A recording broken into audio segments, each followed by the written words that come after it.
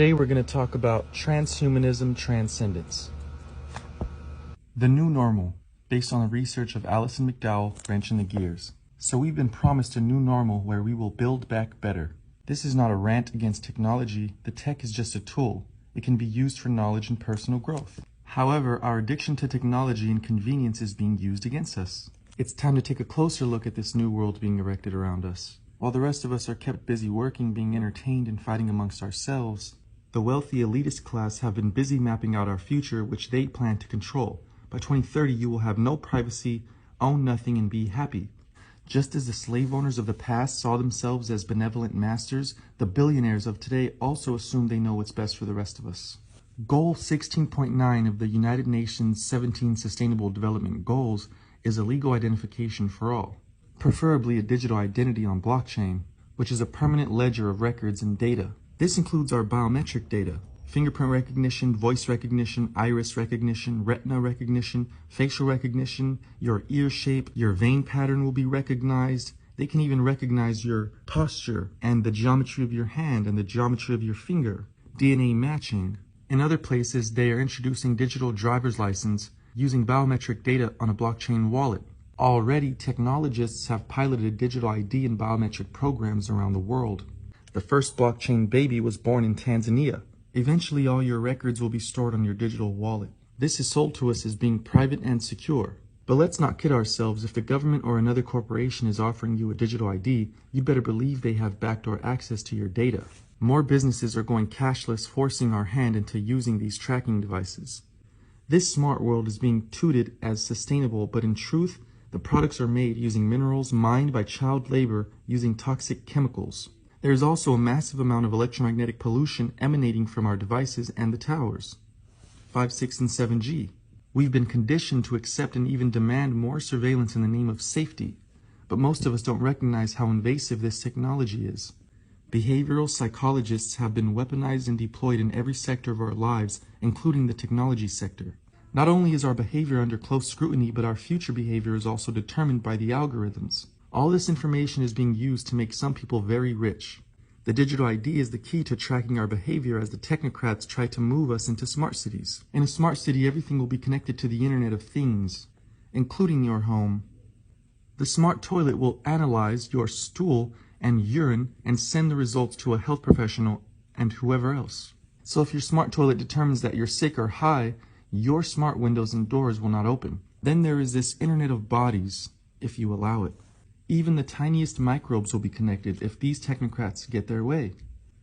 The push is on to move reality from the natural world of God to the synthetic world of the technocrats. These elitists have been openly discussing how they plan to merge humanity with machines.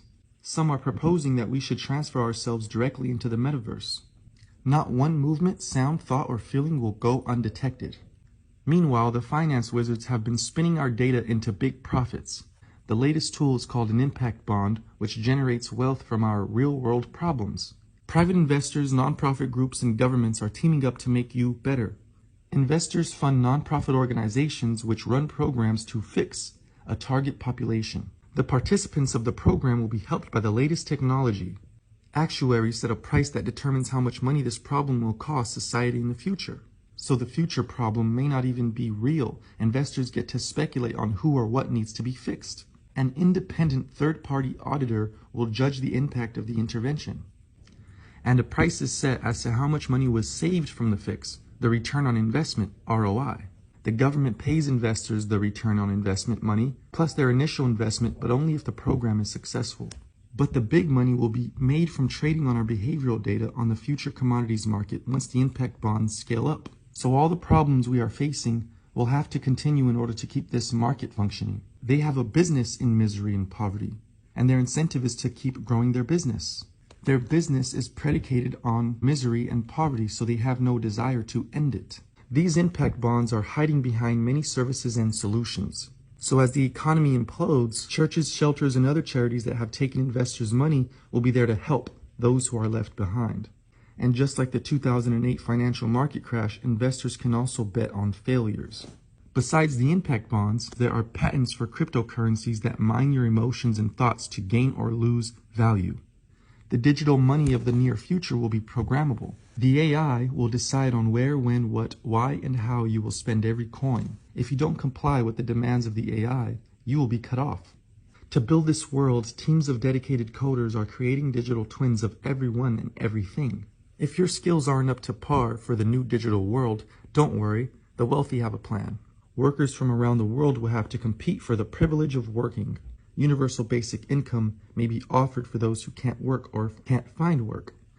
Even blue-collar and service jobs are being designed to be done remotely with aid of robots, using haptic suits and VR glasses. Jobs will be awarded to whoever has the most badges, which will measure our worth.